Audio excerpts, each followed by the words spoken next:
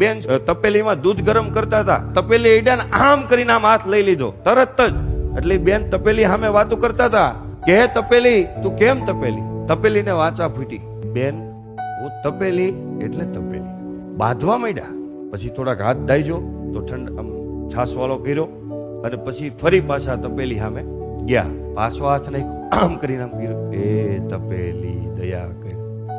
ઝઘડવા માંડ્યા. પછી કોઈ માણસે એમ કીધું કે શું કામ છે? મારે દૂધ જોઈએ છે.